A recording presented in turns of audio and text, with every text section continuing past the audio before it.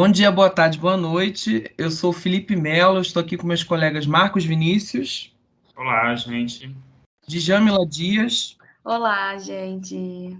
e a gente está aqui em nosso sexto episódio intitulado Do Outro Lado da Costa, Moçambique e o Índico, uma conversa com a historiadora Tereza Cruz e Silva.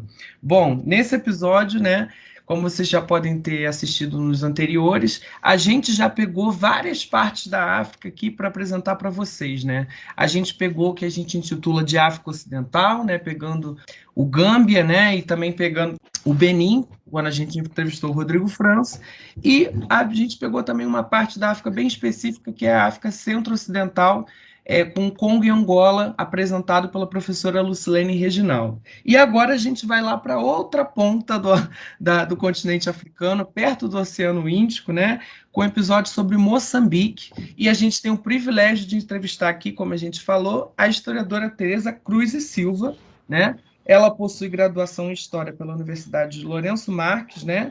E doutorado em Ciências Sociais na Universidade de Bradford, Grã-Bretanha. Desde 1997, ela é professora da Universidade Eduardo Mondlane e também diretora do Centro de Estudos Africanos em Moçambique. E a gente teve a oportunidade de contactar com essa historiadora justamente pelo vínculo que a gente teve com a professora Lucilene Reginaldo, que nos apresentou ela e disse, por que não entrevistar uma historiadora, né, de Moçambique? Né? Então, a gente ficou muito feliz com o contato que a professora Lucilene fez com a gente. A gente está muito honrado aqui, eu, Marcos e Djamila, em entrevistarmos a senhora. E a primeira pergunta que a gente vai fazer é, Tereza, quem é você? Fale um pouquinho para os nossos ouvintes, um pouco sobre você. Olá para todos. Bom dia, boa tarde ou boa noite, como vocês mesmos disseram, de acordo com a hora que nos estão ouvindo. Quero começar por agradecer por este convite gentil e agradecer à professora Lucilene por ter indicado o meu nome.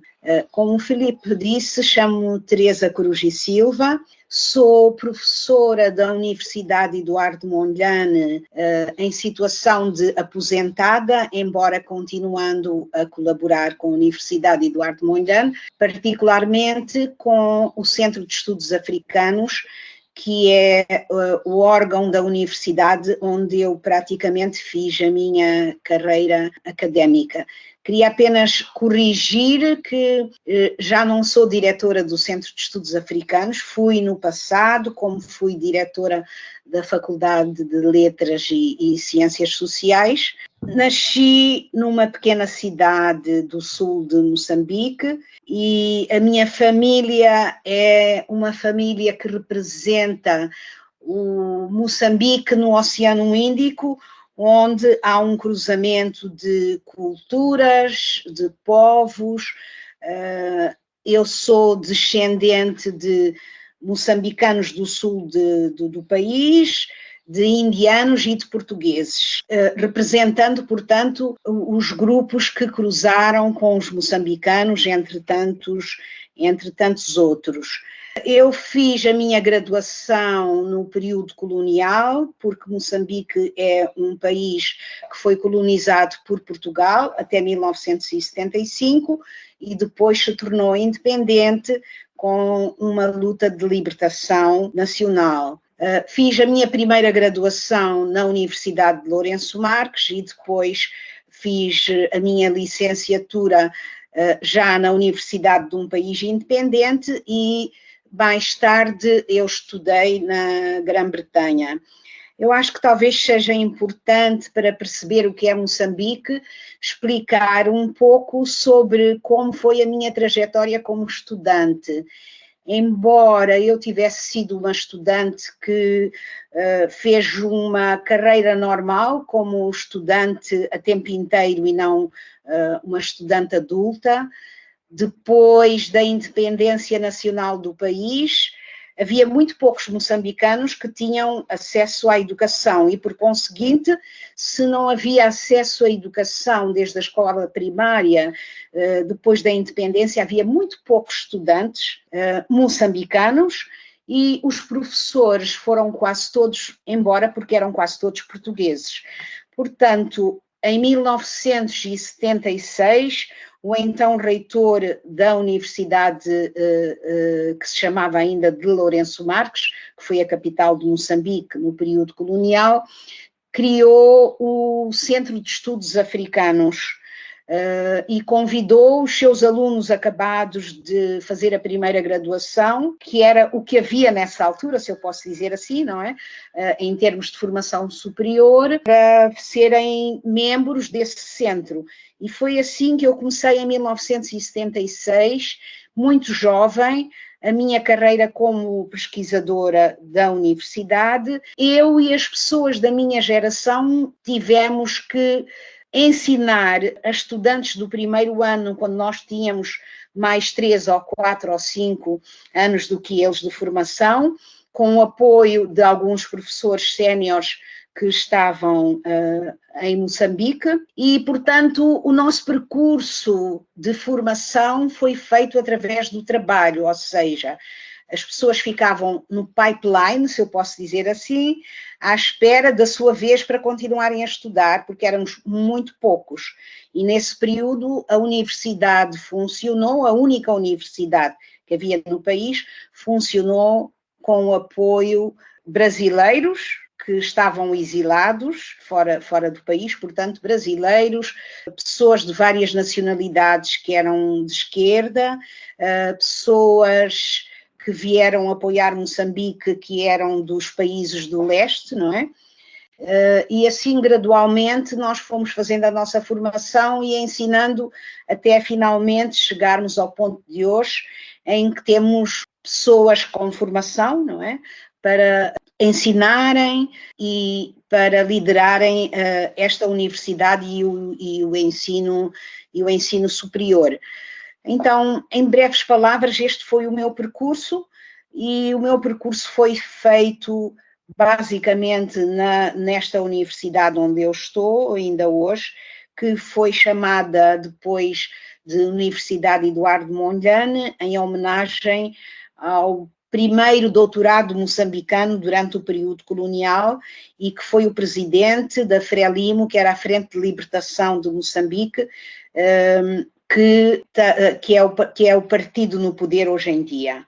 Nossa, Tereza, muito legal escutar um pouquinho sobre a sua trajetória. A gente já vai discutir vários assuntos que você tocou aí, do período colonial em Moçambique e o seu próprio percurso intelectual, e a gente está muito feliz aqui, agradecido por você compartilhar um pouco com a gente sobre os seus conhecimentos, né? E aí a gente agora entra no Roda de Saberes, né? Que é justamente para a gente conhecer ainda mais a Tereza, né? E entrevistá-la, né? Nessa roda. E aí vamos lá com a Djamila Dias. Pode começar, Djamila.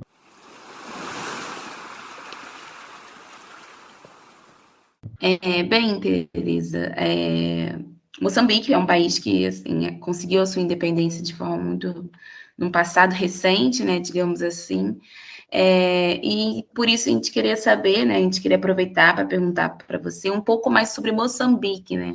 Para além de ter sido uma colônia de Portugal e toda essa história de resistência, né? Que conhecemos, o que mais poderia nos falar, né? Para o público brasileiro sobre Moçambique?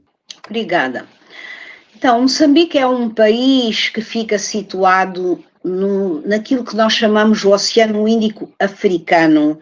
Fica na costa oriental da África e numa região que é conhecida por África Austral, que engloba uma parte da costa oriental e uma parte do sul da África. Então, esta conhecida por África Austral, tem a África Austral geográfica, não é? E tem a África Austral política. Porquê? Porque ela vai englobar os países da chamada SADC, que é uma sigla inglesa, que é os países da Southern África, que é a África Austral, que já traz, por exemplo, Angola, não é? Que fica na costa ocidental, e traz também a República Popular do Congo, que fica mais para a área central. Moçambique é um país cujas fronteiras são artificiais. Se olharmos para o mapa, poderemos ver que ele foi desenhado em cima de uma secretária onde as populações de um lado e do outro das fronteiras se pertencem aos mesmos grupos, têm as mesmas culturas e tradições, mas durante todos os processos de partilha da África, nós vamos verificar que muitos países foram desenhados pelas potências europeias em cima de uma secretária.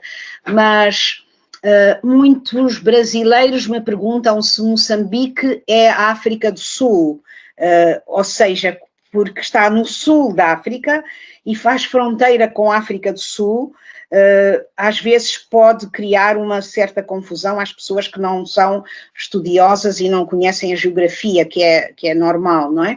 Então, no sul de Moçambique nós fazemos fronteira com a República da África do Sul. As outras fronteiras são também no sul com a Suazilândia, fazemos fronteira também no sul e no centro com o Zimbábue, e fazemos fronteira também no centro com o Malawi, e a norte nós fazemos Malawi, temos também a Zâmbia e a Tanzânia, no norte de Moçambique. Portanto, Moçambique está situado numa área costeira que é geoestratégica, onde nós temos o Canal de Moçambique e uma área que foi dominada por várias potências europeias e, portanto, hoje eu costumo dizer que nós temos a nova partilha da África, onde, por conta dos recursos recentemente não descobertos, porque já tinham sido mapeados por volta dos anos 50, mas verificados que são recursos que novamente voltam a interessar às grandes potências europeias, então eu chamo a nova partilha da África pelos recursos, é o gás, é o petróleo e os outros recursos minerais, e, portanto, nós vivemos novamente numa disputa mais sofisticada pelos recursos que o continente africano oferece. Moçambique é um país que, desde que se tornou independente, tem passado por situações complicadas, continua a ser um dos países mais pobres do mundo, e desde que teve a Guerra de Libertação Nacional, com 10 anos, ele vai sofrendo regularmente uma série de problemas, desde uma guerra civil, agora nós temos no norte de Moçambique uma terrível guerra de ataques terroristas que têm destruído e criado problemas às pessoas que vivem com maiores dificuldades, que se tornam cada dia mais pobres, enquanto os recursos que existem tornariam este país num país em que as pessoas pudessem ter uma vida melhor.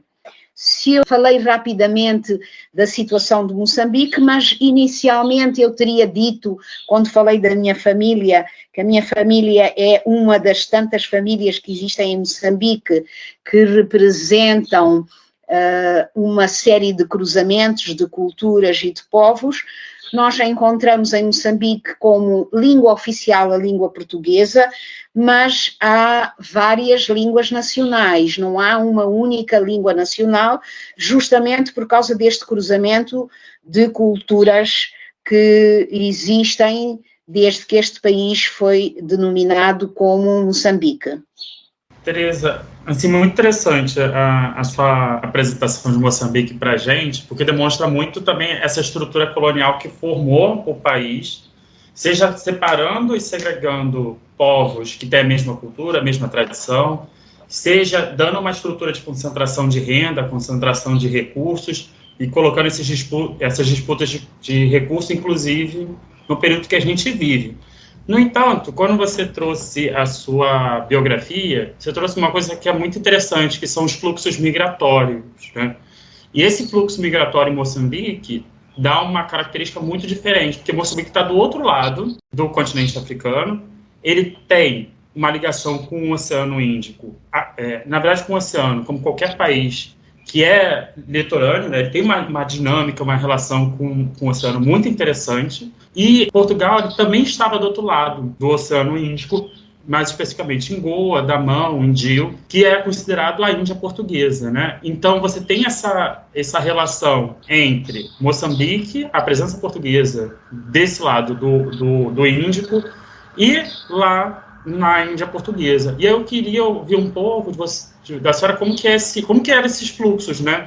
E de que forma essas relações entre a Índia portuguesa e Moçambique e essas dinâmicas no Oceano Índico deu uma característica específica para Moçambique que é muito pouco conhecida aqui no Brasil. Sim, se nós olharmos para a história da colonização, vamos ver que é através de Goa que a coroa portuguesa faz a administração de Moçambique até 1752 e por essa razão há uma relação muito próxima em termos de administração e exploração do território, não é? Em Goa, através do vice-rei, não é? Desta costa oriental de Moçambique. No entanto, por causa da sua posição geoestratégica, nós vamos ver que os estudos arqueológicos nos mostram que a presença do Oriente é muito mais antiga do que isso. Por exemplo, nós vamos encontrar na costa de Inhambane, que fica no sul de Moçambique, a presença do comércio com a China, muito antes da chegada da presença portuguesa a esta área do continente africano.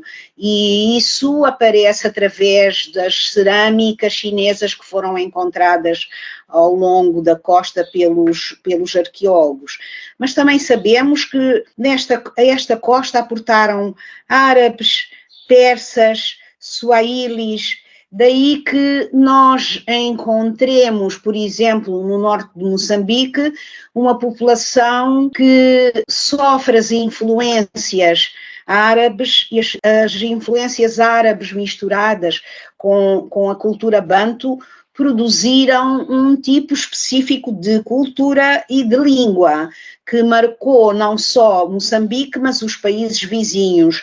E, portanto, existe uma quase língua franca, não é? Que é o Swahili, que é falado mesmo dentro da República Popular do Congo, na costa oriental, que mostra as ligações culturais que existem entre as pessoas.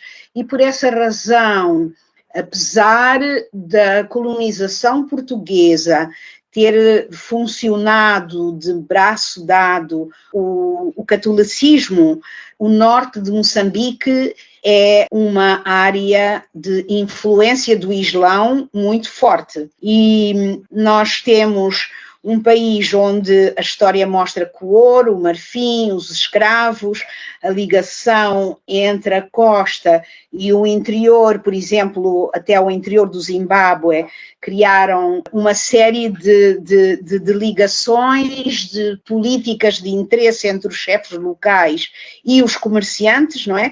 Que levaram, portanto, à tal implantação de um Islão que tem características africanas, porque fazia parte das negociações entre o que ganhar e o perder entre os chefes e os comerciantes. E, portanto, é esse cruzamento todo que vai criar uma cultura tão miscigenada que hoje em dia eu me pergunto se o Islão que existe hoje em Moçambique não pode ser considerado como parte da cultura africana, não é? Porque muitas populações e chefaturas que existiram no norte de Moçambique podem ser consideradas ou foram consideradas como analfabetas porque não escreviam em língua portuguesa, mas faziam a escrita árabe, e é um processo que está em estudo hoje por alguns especialistas sobre como aquelas escritas que foram preservadas nos mostram a evolução destas pessoas, as suas ligações, a sua cultura, o comércio, etc. E também podemos ver que nas alianças que se foram feitas, por exemplo, para o comércio de escravos, não é? Há também da parte de alguns chefes locais, um interesse em continuar com esse comércio de escravos porque tinha benefícios para eles, não é? Benefícios económicos. Por isso nós podemos encontrar alguns monumentos, como Zimbábue, também em Moçambique, algumas feitorias e uma série de informações que nos mostram como é que se estabelecia essa ligação com o Oriente no geral, com a Índia em particular, e no caso de Goa, não é?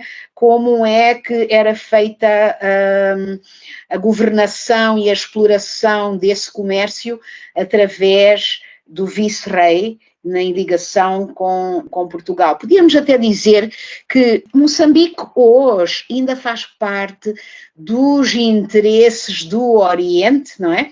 Porque numa altura dos finais do século passado e deste século, as atividades de pirataria que se faziam daquela área que é chamada o Corno de África, um pouco mais acima na costa oriental, mostravam que possivelmente para o comércio que se estabelece entre o continente africano, a Europa e o Oriente, era possível seguir uma rota diferente e havia também interesse na exploração dos recursos africanos deste lado do continente. Não sei se respondi à sua questão.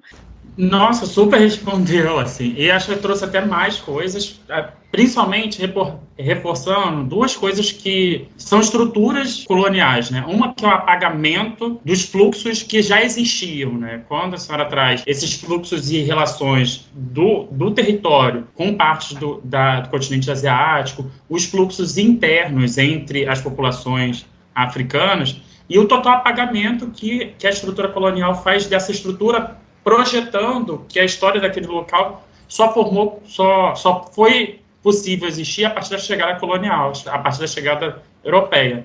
Inclusive, traz um dado que é para nós, historiadores, sempre pensarmos quais são as fontes que nós usamos, né? Se a gente coloca que a fonte escrita é a única possível, essas populações elas não vão existir, porque elas têm outras formas de escrita, outras formas de existir no mundo, e se a gente não muda o nosso próprio olhar para pensar a história dessas populações, nunca vão existir. E elas vão continuar perpetuando aquilo que o colonialismo colocou para elas, né, que são populações sem história. E aí, com isso, acho que o Felipe tem uma pergunta também interessante para a senhora. Exatamente, Tereza. Antes de entrar na sua pesquisa, do estrito senso, né, eu queria que você falasse um pouquinho desse contexto entre a universidade e o período colonial, especificamente a Eduardo Mondlane, a formação dela, etc. Porque quando você estava falando, a comparação que a gente faz é com o contexto aqui do Brasil, né, nessa década de 60, 70, 80, né, que é justamente o período da ditadura militar que a gente viveu, né,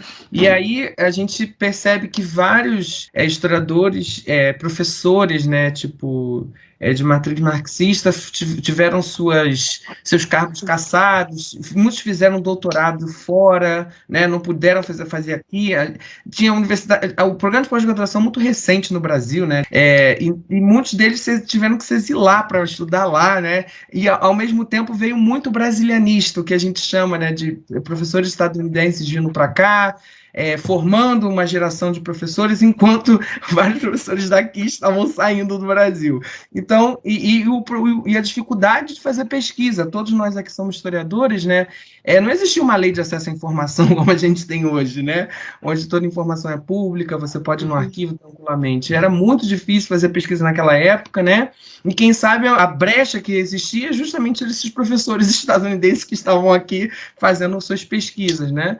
E aí eu queria que você comentasse um pouquinho sobre isso, a relação da universidade, o período colonial, como era a produção de conhecimento nessa época, na época que você se formou, e quais eram as interdições para a pesquisa histórica.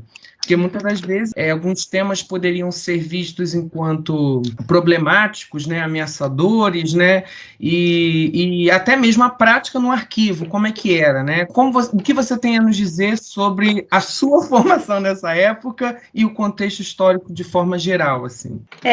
Não era assim tão fácil. O mais interessante, se calhar para começar esta conversa sobre a relação entre a universidade e o Estado colonial, vamos dizer assim, é por explicar que em Angola e em Moçambique, por causa da situação que se vivia e da pressão que Portugal recebia a nível das Nações Unidas e no mundo, se criou uma coisa que se chamava Estudos Gerais Universitários. Para alguns autores, a criação dos Estudos Gerais Universitários visava formar também os filhos dos colonos que viviam nestes países. Então, estudos gerais era para não criar uma universidade, porque um dos maiores receios era que formar elites locais, não é? Que depois se pudessem opor ao sistema colonial, além de todas as leis e tudo o que se criava para impedir que os moçambicanos pudessem ter acesso ao ensino primário, nem sequer estou a falar do universitário, até chegar à universidade. Depois, esses estudos gerais universitários tinham só alguns cursos e depois se criou a Universidade, mais tarde, de Lourenço Marques. Ciências sociais eram controladas. Por exemplo, no período em que eu estudei, o sistema português de ensino universitário, que era o que estava instituído em Moçambique ou em Angola, tinha 2 ciclos de graduação. Tinha o bacharelato, que eram 3 anos, e depois mais 2 anos com uma tese, não era uma dissertação, com uma tese de licenciatura que dava a segunda etapa da graduação, e o bacharelato também com uma tese que dava o bacharelato aos candidatos. Na altura em que eu me formei, só era permitido, no curso que eu tirei de História, não é? Só era permitido fazer o bacharelato. Quem quisesse concluir tinha que ir a Portugal. Não era só neste curso, mas era em alguns cursos. Antropologia, nem pensar em ensinar, direito, muito menos, porque eles tinham receio que a formação de pessoas que pensassem de outra maneira poderia constituir um perigo.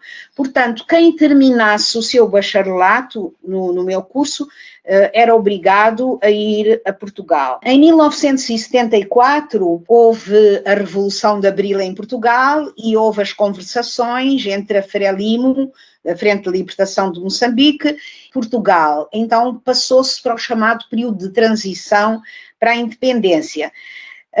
O meu curso de História era constituído por 2 grupos diferentes. Só havia ensino diurno, vamos lá dizer, não havia um ensino de adultos que funcionava no pós-laboral, se eu posso chamar assim. E havia 2 grupos distintos que frequentavam esse curso. Havia os jovens, não é? Como os meus colegas da minha época, que tinham seguido um sistema normal, saído do pré-universitário para o universitário. Mas havia um grupo muito grande, de talvez metade da turma, não é? Que era constituído por pessoas adultas da idade do meu pai, da minha mãe, dos meus tios, que eram portugueses, funcionários do aparelho de Estado.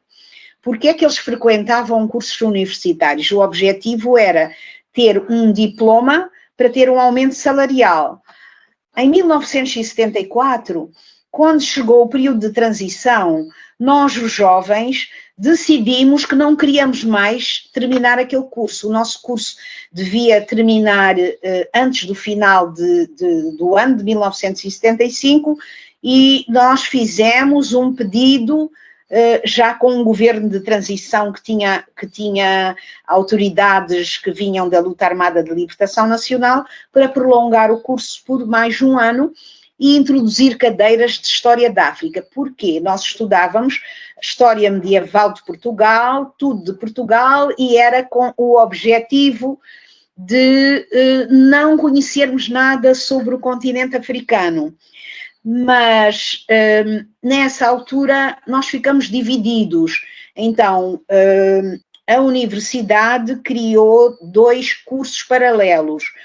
Os que continuaram no currículo antigo, que eram essas pessoas adultas, que estavam lá só com um objetivo, e nós que introduzimos o novo currículo e fizemos uma transformação total.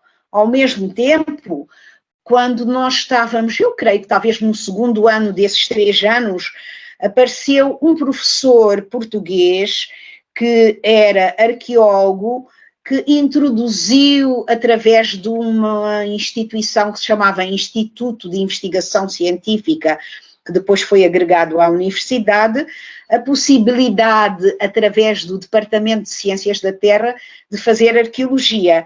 Ora, é evidente que o grupo de jovens se voluntariou imediatamente para acompanhar esse professor, porque para nós era a esperança de que nós poderíamos conhecer melhor a história do nosso continente. Então, digamos que um grupo pequeno onde eu estava, nós começamos por ser arqueólogos, porque achávamos que assim pelo menos podíamos ter a possibilidade de conhecer alguma coisa sobre o nosso continente. Então, depois disso, nós prolongamos o nosso curso por mais um ano e foram introduzidas uma série de disciplinas da África.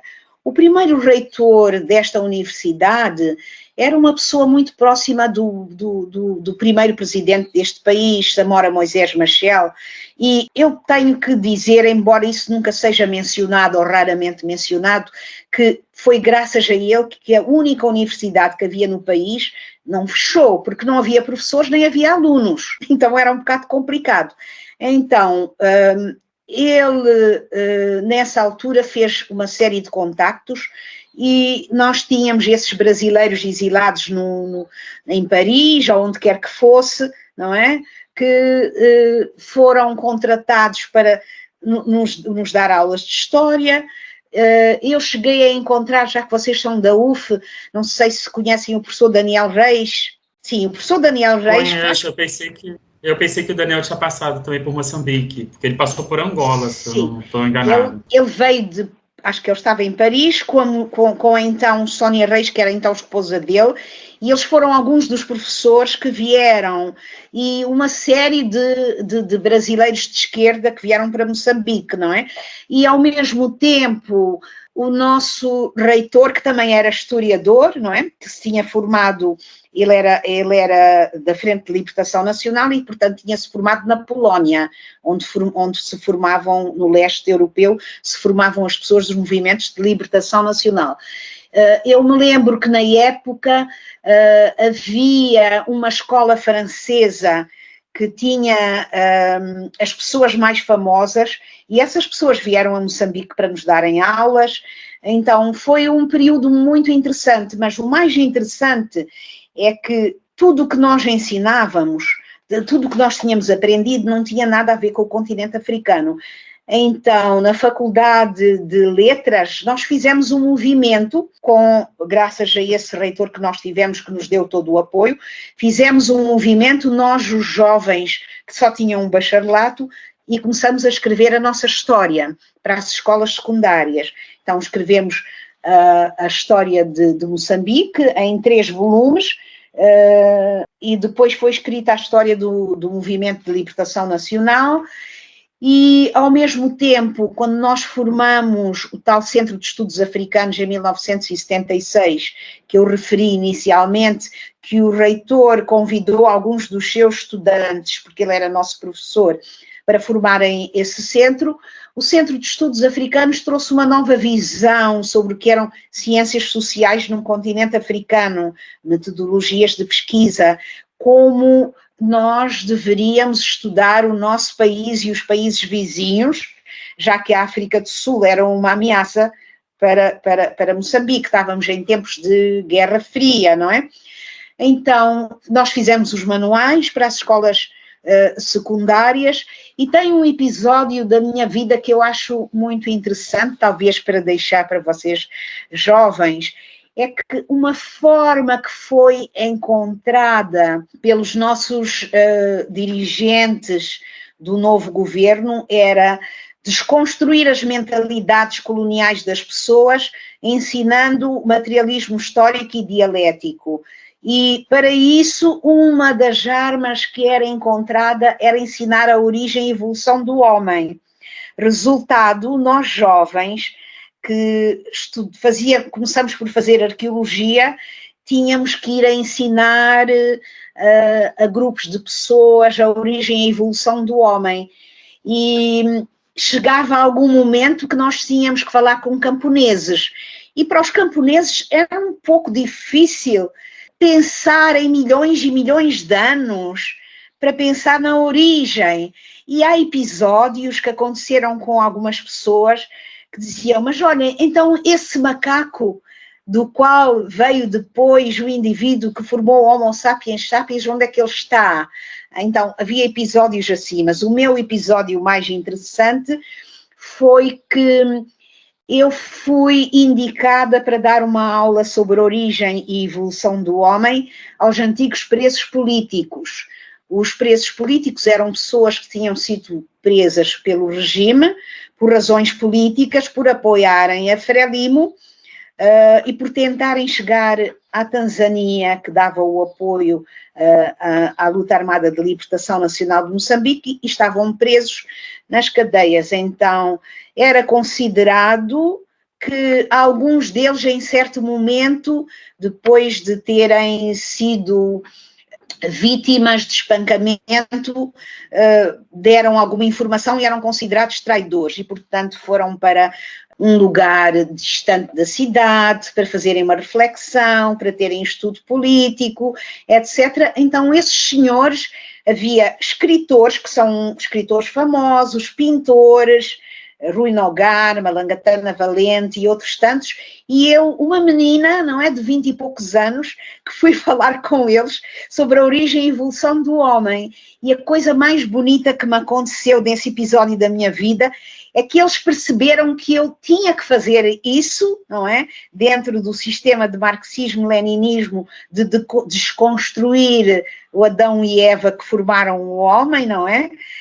E mostrar que o homem sofreu um processo de evolução que não tinha nada a ver com Jesus Cristo, eu criei uma relação muito próxima com eles, que depois me levou que nas minhas pesquisas eu estivesse interessada em estudar a rede clandestina da Frelimo em Lourenço Marques, onde essas pessoas tinham participado. E muitas já não estão neste mundo, mas eu criei uma relação de amizade e de respeito com eles, porque eles se mostraram perfeitamente condescendentes com uma menina que lhes ia ensinar a origem e evolução do homem. E ligado com os episódios do ensino do marxismo-leninismo, nós tivemos uma certa imposição ideológica nos períodos de pós-independência, quando o país estava pela via do socialismo, de ensinar marxismo histórico e dialético aos estudantes, mas era ensinado pelos professores que vinham da República Democrática Alemã e que a maior parte deles, e que ensinavam de uma forma que de científico tinha muito pouco. E os estudantes da nossa universidade passaram a chamar o ensino do marxismo histérico e diabólico. Eu creio que isso dá uma ideia, eu acho que é uma caracterização muito interessante, não é? Marxismo histérico e diabólico, que nos dá a ideia de algumas imposições ideológicas que foram feitas, mas que novamente, pela mão desse primeiro reitor, que era historiador, acabamos por terminar com esse ensino de caráter ideológico, não é? Em termos de pesquisa, há um ditado que diz que em terras de cegos quem tem olho é rei, não é?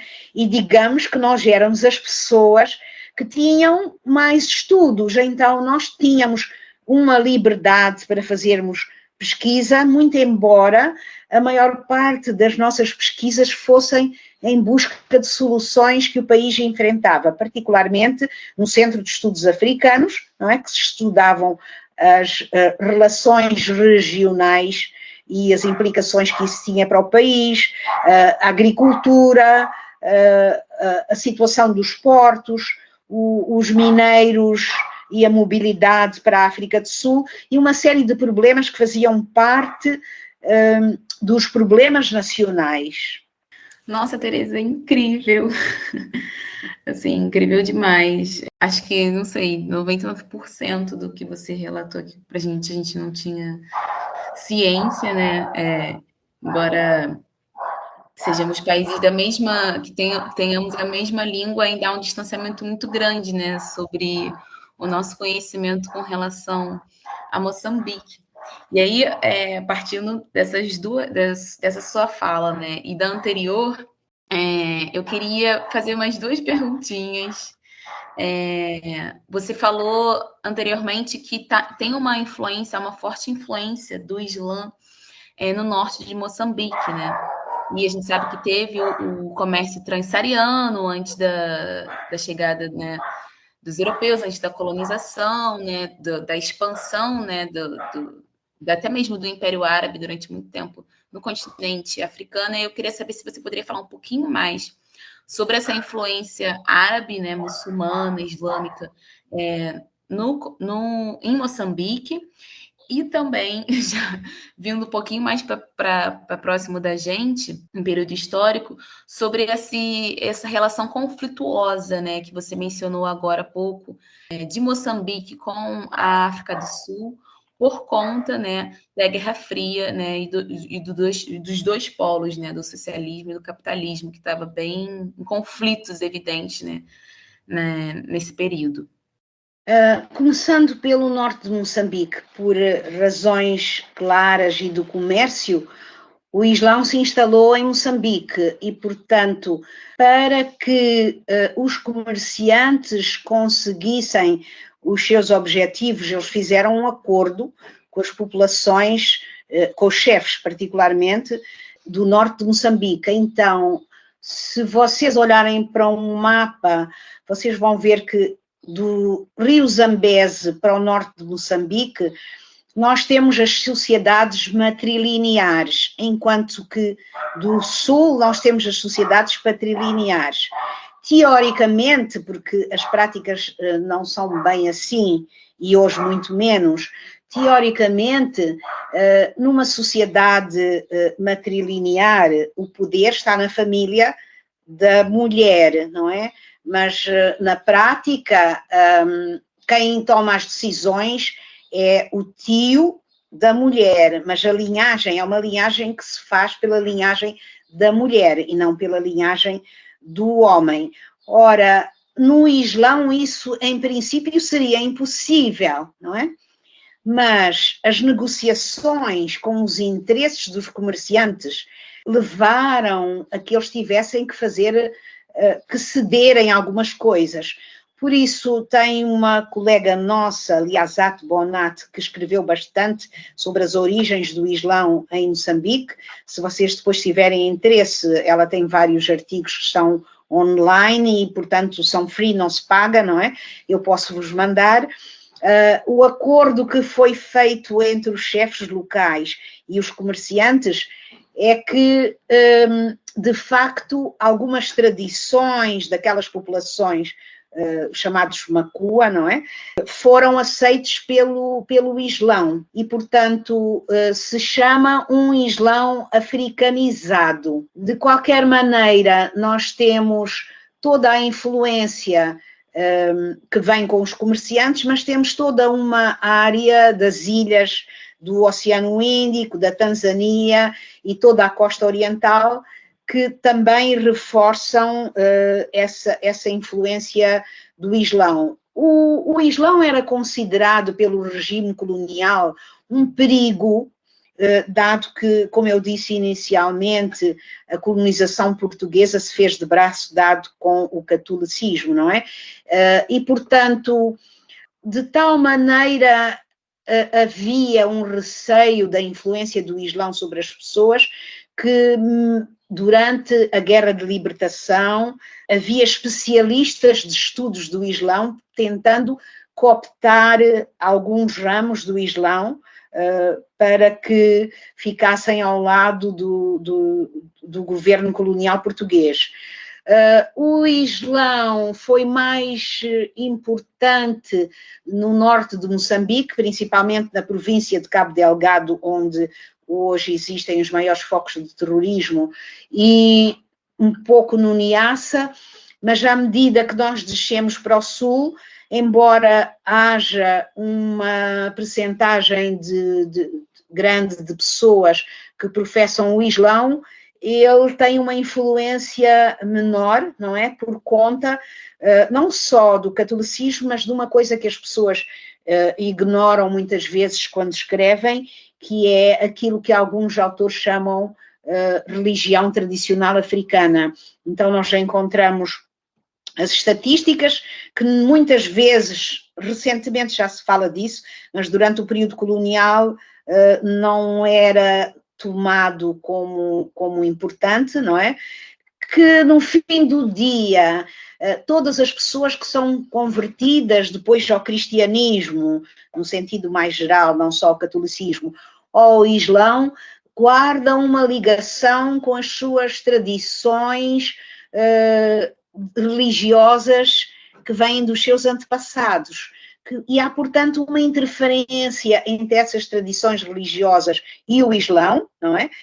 Que leva a vários debates que também têm, em parte, não totalmente, mas em parte, que ver com um dos conflitos que se gerou no norte de Moçambique ligado ao terrorismo, não é? Que é a não aceitação desse chamado Islão africano, porque alguns grupos de jovens que estudaram na Arábia Saudita e em outros locais são a favor de um Islão mais, entre aspas, mais puristas. Embora a única causa do conflito não seja religiosa, mas também há um cruzamento de situações, inclusivamente a situação política e económica de Moçambique, os recursos naturais e a sua exploração, enfim, um cruzamento de coisas que levaria a que nós discutíssemos só isso num dia, porque é um bocado complicado, não é?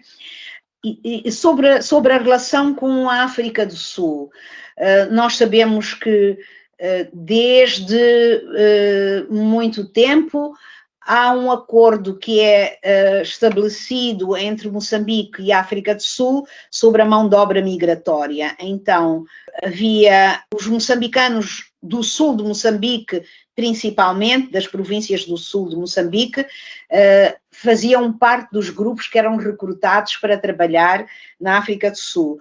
E hoje também não se fala, mas as reservas de ouro que Portugal tem hoje provêm desses acordos, porque uma parte do pagamento da mão de obra migrante para as minas da África do Sul era paga uma parte em dinheiro a esses trabalhadores e a outra parte era paga em ouro a Portugal, o que veio a constituir as reservas de ouro.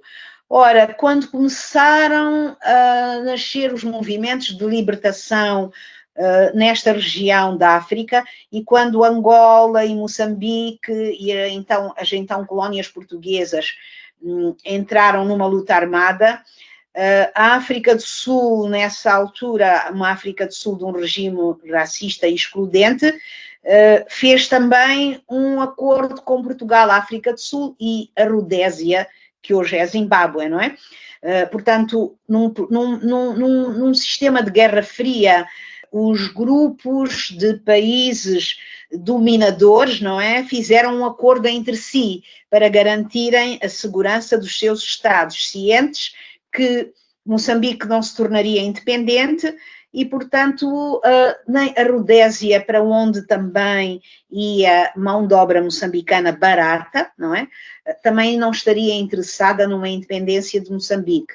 Não só porque eram regimes de direita e racistas, mas também por causa da sua economia, que vivia na base da exploração da mão de obra dos países que viviam à sua volta. No entanto, nós não podemos esquecer que a África do Sul, durante esse período, se tornou numa potência militar muito grande e na sua aliança com Portugal, ela estava, por um lado, preocupada com a independência de Moçambique, mas também, depois da independência de Moçambique, ainda no período de Guerra Fria, não é por acaso que a África do Sul ataca Moçambique, não é?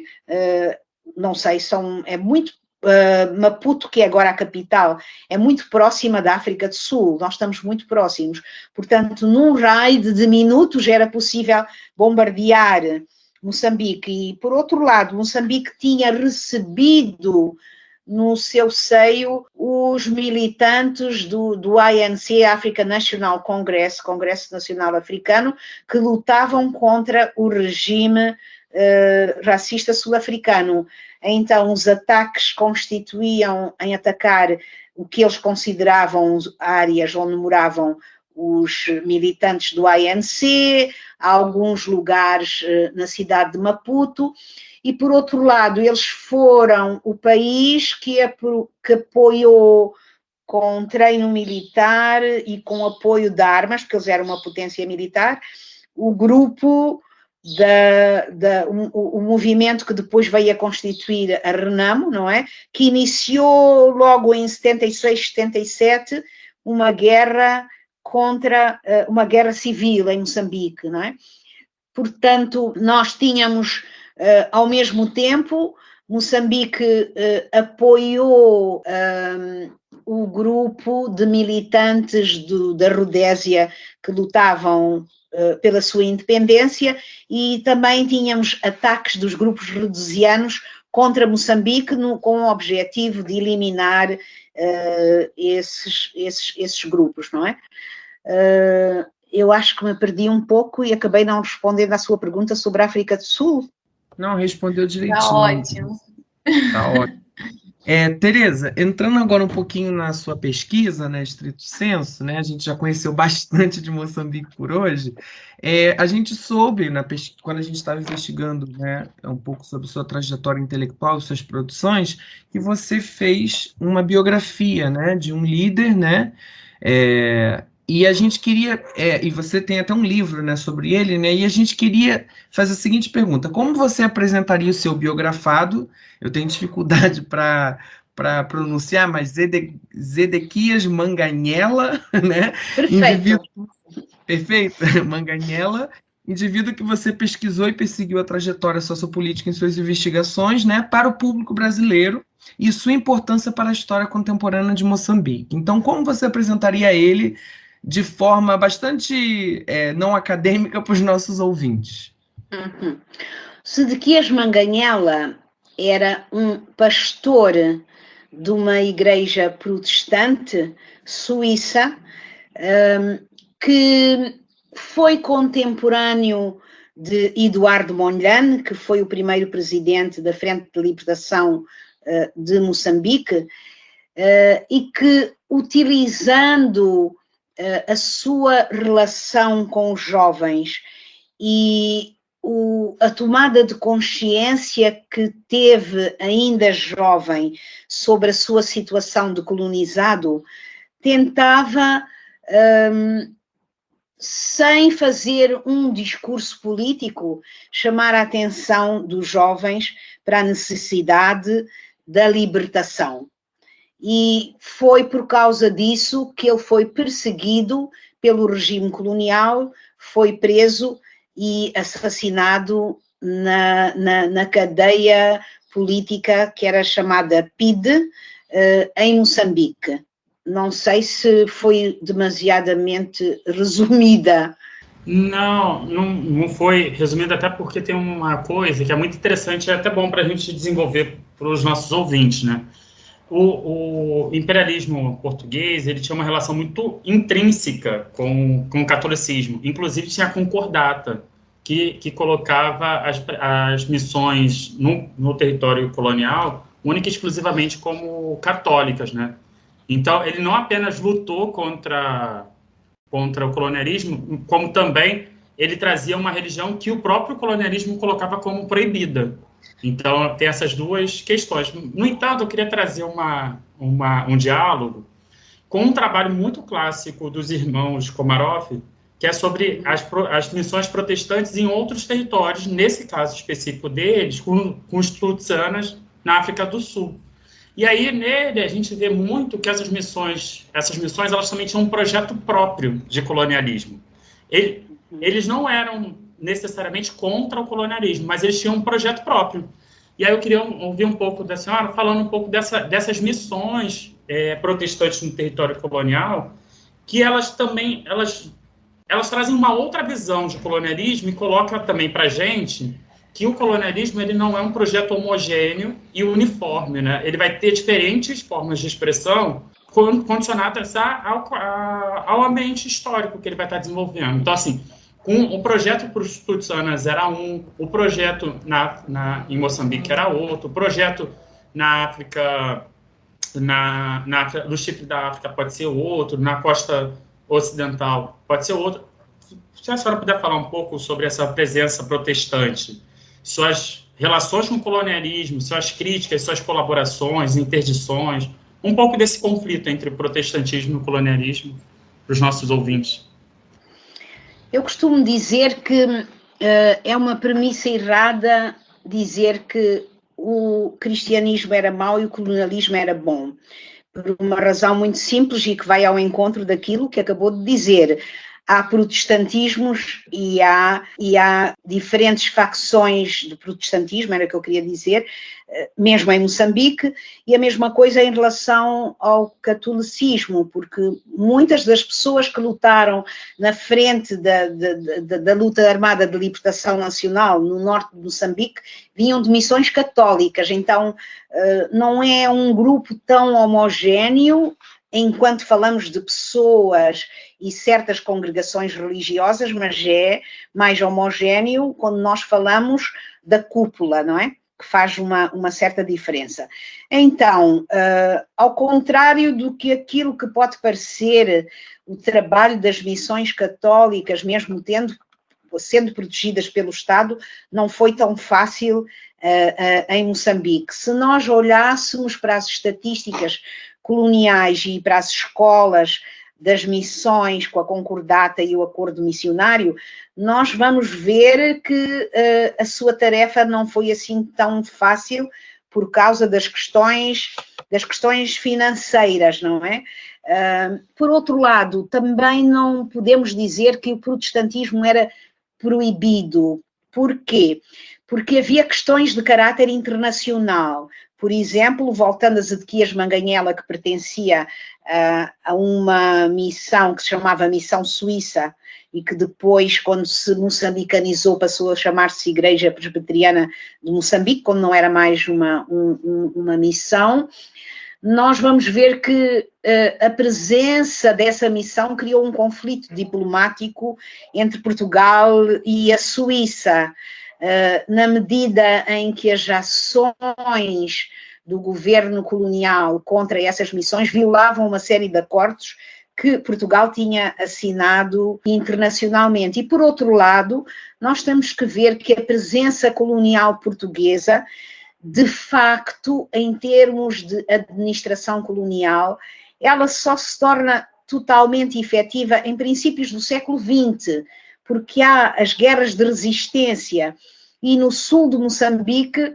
os missionários conseguem ter uma relação com as populações e com os estados que ainda não estavam submissos ao governo colonial, antes do próprio governo colonial, daí que eles fossem tomados como inimigos e que fosse, por exemplo, não sei se vocês ouviram falar do Reino de Gaza ou do Estado de Gaza, e acho que até uma brasileira escreveu sobre Gungunhana, não é? Em Moçambique. Nós vamos ver que na corte desse Estado havia um médico suíço e que eles conseguiram, portanto, estabelecer uma ligação com essas pessoas antes do próprio governo colonial conseguir ter conseguido estabelecer. Então, isso criou um atrito de tal forma que até os anos 60 e poucos a norte do rio Save, que é um rio que divide o sul do centro de Moçambique, é uma fronteira natural. Era proibida a ação das missões protestantes pelo receio que os colonialistas, o governo colonial, não os colonialistas, tinha da sua influência, que eles diziam que desnacionalizavam os moçambicanos. Quando eu disse que não podemos considerar que os suíços são os bons e os católicos são os maus, não é? Em termos de missões, um missionário suíço que eu entrevistei me disse, olha, nós temos várias gerações de missionários e nós temos uma velha geração de missionários que de facto nunca na vida pensaram na libertação dos povos africanos, no caso concreto de Moçambique, que é o que eu estou a falar. Então nós temos os que eram chamados os missionários vermelhos, não é? Vermelhos por serem considerados de esquerda, que são aqueles que começam a ter uma consciência de que é preciso que esses povos com quem eles trabalham também sejam libertados. Então, digamos que num certo momento, indiretamente, os missionários despertaram a consciência política dos moçambicanos, sem eles próprios terem consciência que estavam a fazê-lo. E como algumas missões, como esta missão suíça, vieram da Suíça para a África do Sul, da África do Sul eles penetraram em Moçambique, não é? Algumas pessoas como Zedequias Manganhela e outros eram enviados para a África do Sul para estudar, para fazerem cursos. Por outro lado, eles tinham também missionários que trabalhavam nos compounds, que eram os lugares onde os mineiros viviam. E, portanto, eles chegavam a essas pessoas que, voltadas a Moçambique, traziam a mensagem de libertação. Então, porque as pessoas viviam oprimidas, quando os missionários protestantes, porque o Antigo Testamento não é ensinado pelos católicos, mas é ensinado pelos protestantes, não é? Então, as pessoas começam a encontrar uma mensagem de libertação na mensagem que é transmitida pelo cristianismo, mesmo que essa não fosse a intenção das pessoas. Por outro lado, eles têm um sistema de abertura na educação das pessoas, algumas missões, neste caso da missão suíça, que leva a educarem os jovens a fazerem leituras, portanto, eles tiveram acesso a leituras que não teriam antes e começaram a perceber-se que o mundo deles não tinha nada a ver com os outros mundos. Portanto, começaram a criar uma consciência de que era necessário lutar para se libertarem, como aparece na Bíblia, não é? No Antigo Testamento, etc. Portanto, para o catolicismo e para o governo colonial, isso era um perigo muito grande. Significava que eles estavam a abrir as cabeças das pessoas para aquilo que poderia ser o futuro deles. Por essa razão havia uma perseguição dos pastores protestantes, que foram muitos presos pela polícia política. Havia uma série de leis e regulamentos que impediam, depois dos anos 40, que os missionários pudessem ensinar sem o controle do governo colonial português e que não pudessem, por exemplo, formar professores. Então havia um grande controle sobre todas as atividades de educação e atividades que tinham a ver com a cultura das pessoas. Por exemplo, os missionários, quer católicos, quer protestantes, tentavam aprender as línguas das pessoas para poderem melhor comunicar. E nesse aprendizado das línguas, eles foram os primeiros, tanto católicos como protestantes, que produziram livros, bíblias em línguas locais e produziram gramáticas. Portanto, nesse sentido, eles comunicavam com os seus crentes nas línguas locais, o que não era bem visto pelo governo português, onde a língua portuguesa e o catolicismo eram uma forma de dominação. Não é? Eram formas de dominação. houve, por isso, uma proibição de ensinar em línguas locais, uma série de regulamentos que proibiam, portanto, que os missionários, principalmente os protestantes, pudessem ter uma ligação maior com as populações locais. Por isso, as gerações de missionários que vêm depois dos anos 50 têm uma atitude completamente diferente. E era mais ou menos isso que nós poderíamos dizer em breves palavras. Não, Tereza, perfeito, assim, seus apontamentos mostrando como a gente tem que colocar a temporalidade, pensando nessa ideia de gerações de missionários, como que cada um vai se estabelecer, criar condições para permanecer nessa localidade. Inclusive trazendo a questão do Estado colonial, que a gente vai pensar que ele foi construído historicamente, né? Ele não estava dado. Os portugueses, principalmente o salazarismo, a partir dos anos 30, apontava uma presença longínqua nesse território, mas a presença só vai ser efetiva, como a senhora mesmo disse, no início do século XX. E se a gente for pensar em uma estrutura administrativa, pensando essas diferentes localidades, talvez só com o salazarismo nos anos 30, né? Com isso, a gente queria agradecer imensamente o diálogo que a senhora teve conosco, a grande aula que tivemos hoje aqui de Moçambique, suas relações, seus trânsitos, seus fluxos, foi maravilhoso. E a gente queria agradecer imensamente a presença da senhora aqui e deixar esse tempo para a senhora falar suas últimas palavras antes da gente ir para o nosso próximo quadro. Queria dizer que foi um prazer para mim, embora com palavras muito breves, não é?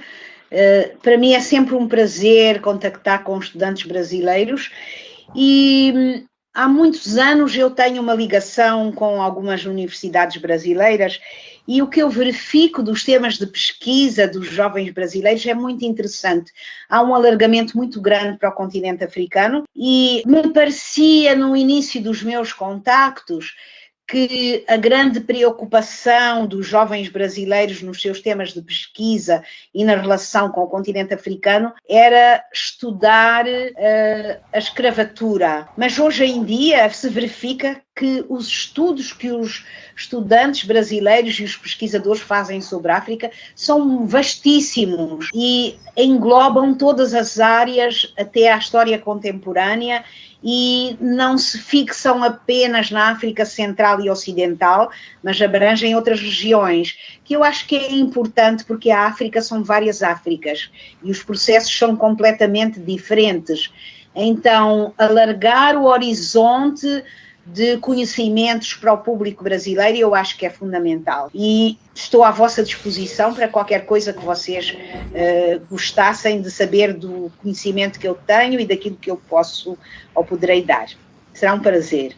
Nós que agradecemos imensamente. Assim, eu também sou um desses pesquisadores. Eu, em certa medida, meu trabalho dialoga com a África, porque eu estudo fotografia em contexto colonial. Então, tem essa mudança que a senhora está levantando, o meu trabalho é um pouco dentro do fluxo dessa mudança, né? A minha relação com o continente africano é o século XX, pensando como que você constrói imagens de África a partir de um dispositivo técnico, que é a fotografia.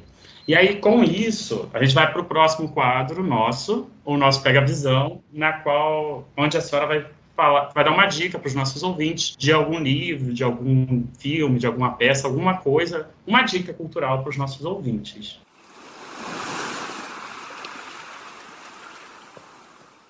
Eu fiquei com a ideia que vocês queriam saber o que é que eu estou a ler. Pode ser então, eu não sei se vocês conseguem na câmara ver, senão eu posso tirar uma fotografia e mandar. Eu posso passar devagarinho. Lamentavelmente, este livro é em francês, mas uma das preocupações que eu tenho, não sou e não tenho pretensões porque não tenho esses conhecimentos, é perceber como os filósofos hoje, os filósofos africanos vão buscar a filosofia africana para entenderem o mundo em que nós vivemos hoje. E o autor que eu estou a ler chama-se Souleymane Bachir Diagne, e ele escreveu um livro que é uma autobiografia que se chama Le Fagot de ma mémoire, ou seja, se eu fizer uma tradução assim meia à letra, será onde ele tenta buscar uma série de pedaços de lenha ou de bocados de lenha para reconstruir a sua memória, não é? Usando, portanto,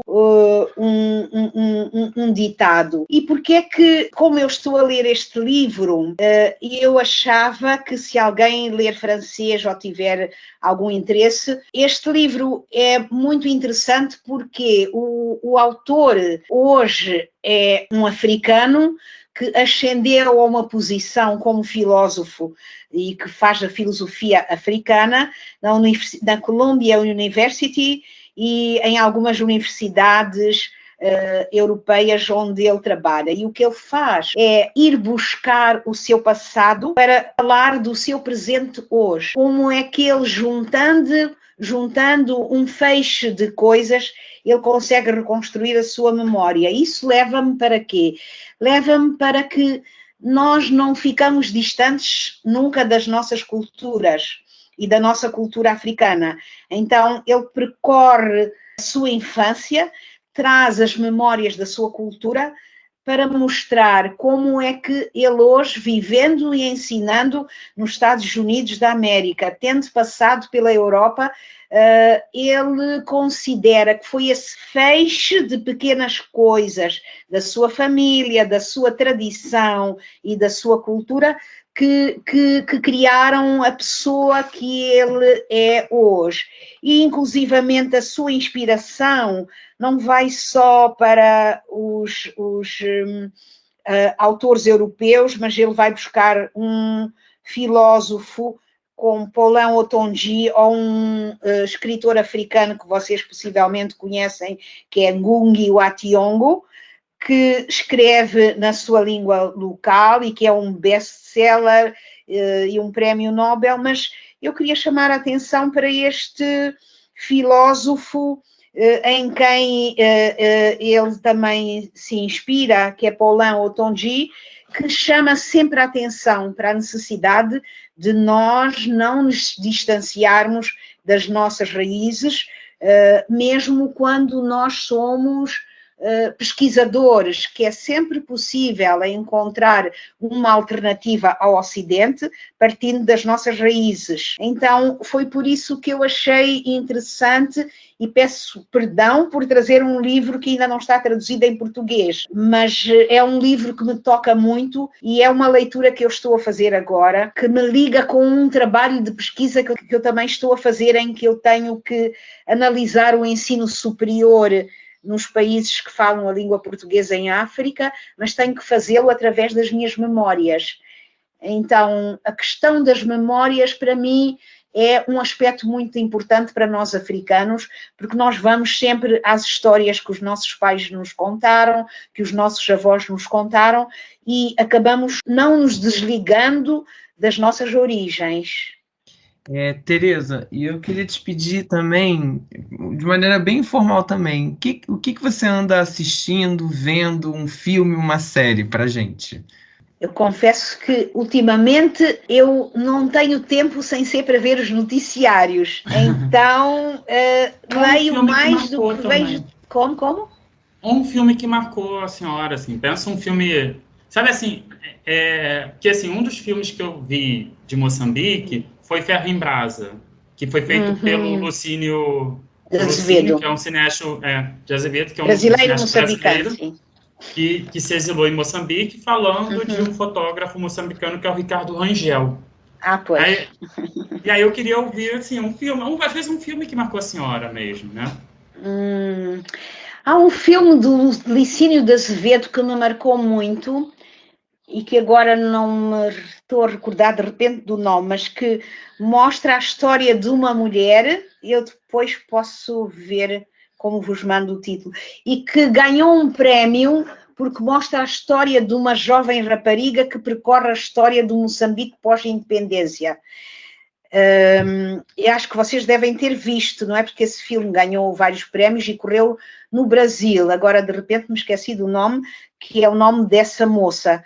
E que nos dá uma imagem do que foi o processo pós-independência, embora seja um filme um pouco duro e que nos mostra o que se passava nos campos de reeducação, a violência contra as pessoas, principalmente a violência contra as mulheres e contra as jovens mulheres.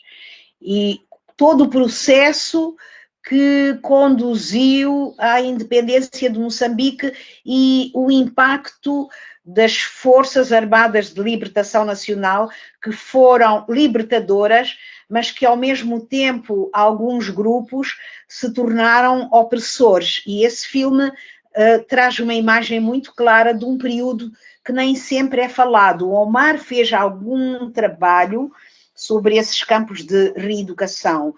É um filme extremamente pesado, não é? Principalmente no que toca à repressão contra as mulheres. Esse filme marcou muito. Tereza, e outra coisa, você poderia... O nome do filme é Comboio de Sal e Açúcar? Ou Virgem Margarida. Eu acho que é Virgem Margarida. Virgem Margarida.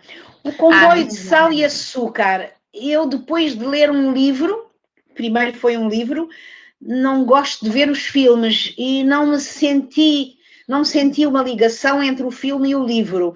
Então, se eu leio um livro, não gosto de ver o filme porque fico desiludida.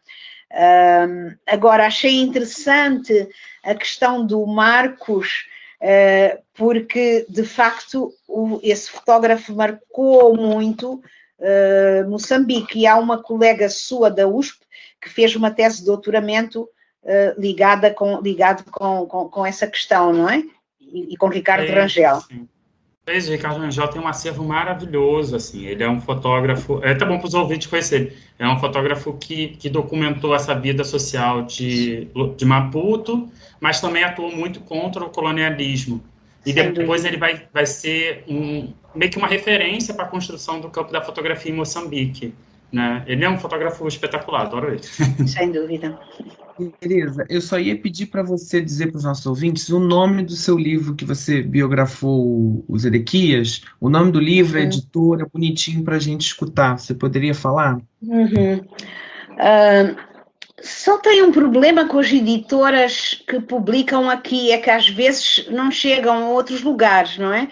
Mas o nome do livro é Zedequias Manganhela.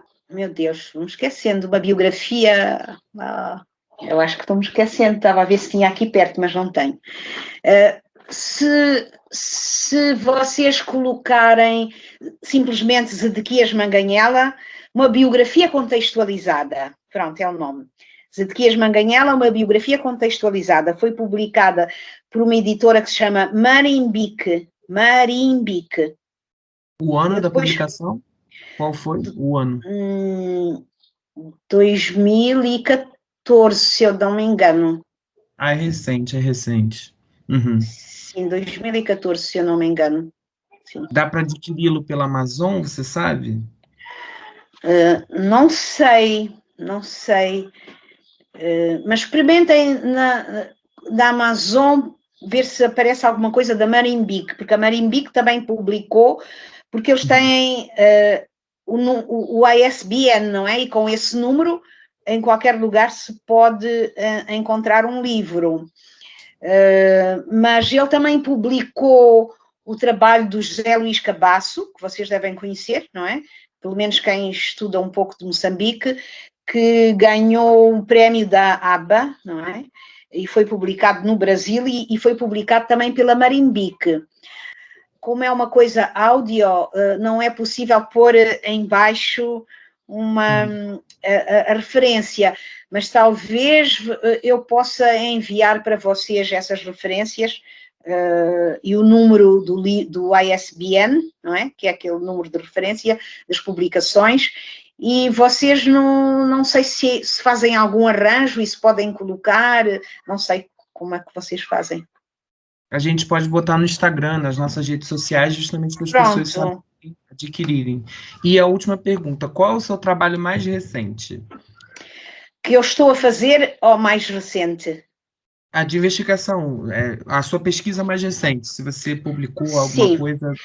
A pesquisa que eu terminei este ano e que está para ser publicado, está na casa editora, é um trabalho sobre a indústria extrativa, o gás, em Cabo Delgado, que é a província do norte onde existe neste momento terrorismo, direitos humanos das pessoas, principalmente das mulheres, que é a continuação de um estudo que eu fiz com a minha colega Conceição Osório, e esta é a segunda parte do estudo, onde nós tentamos discutir como é que, através da indústria extrativa, se ignoram e se violam todos os dias os direitos das pessoas, e neste caso particular das mulheres, porque o primeiro direito que é violado é o direito à terra, e se nós estamos a falar de camponeses, para quem a terra é fundamental, quer em questões de sobrevivência, para a sua alimentação, para a sua reprodução e até por questões religiosas, tirar o direito às pessoas à sua terra e não ser capaz de dar uma recompensa que seja justa, é um crime terrível, não é? Então, nós estamos nesta segunda parte da nossa pesquisa, que terminou este ano, a ligar a violação de direitos pela indústria extrativa, que é, portanto, num contexto de guerra, agora neste segundo volume é num contexto de guerra, e o significado que isso tem para a sobrevivência das pessoas num dos países mais pobres do mundo. E neste momento o que eu estou a fazer é um estudo que me foi pedido pelo CODEGIA, que é o Conselho, não sei se já ouviram falar, não é?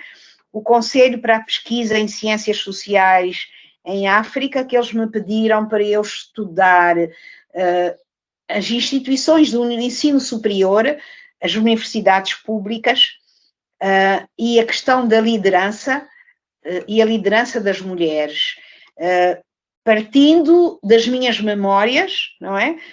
Como docente e como mulher, e chegando ao papel que essa organização CODEGIA assumiu, onde eu também já fui presidente desse Conselho Pan-Africano sobre Ciências Sociais.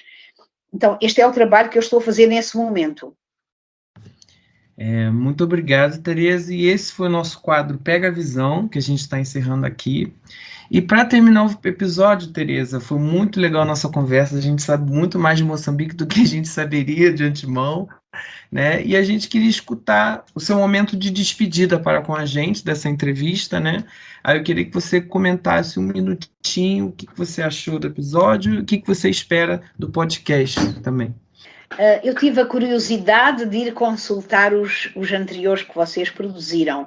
E olhando para mim, vocês já perceberam que eu não sou propriamente da vossa idade, o que me dá uma alegria que os jovens hoje se preocupem com os aspectos que vocês mencionam nos diversos podcasts. A cultura, mas vista não só para a população em geral, mas vista através dos vossos olhos de académicos, não é? Mas tentando passar uma linguagem simples e um conhecimento sem algumas questões que possa ser acessível para qualquer pessoa, que não tenha que ser apenas para os académicos, mas que seja muito mais aberto. E eu sou sempre a favor de todas as coisas que os jovens fazem. Vocês me perguntaram inicialmente se eu teria filhos, eu tenho filhos e tenho netos, não é? E, portanto, a juventude para mim é muito importante porque é o futuro de nós mudarmos este mundo, não é? Para um mundo mais inclusivo, está nas vossas mãos. Muito obrigado, Tereza. Fica aí a nossa responsabilidade, né, Marcos e Djamila? Muito obrigado pelo sexto episódio, né, sobre Moçambique. E a gente agradece muitíssimo a você, Tereza. Obrigado por ter participado, obrigado por esse ensinamento maravilhoso. E é isso, gente. Sigam a gente nas redes sociais, no Facebook, no Instagram. E até mês que vem, que a gente vai trazer mais conteúdo para vocês.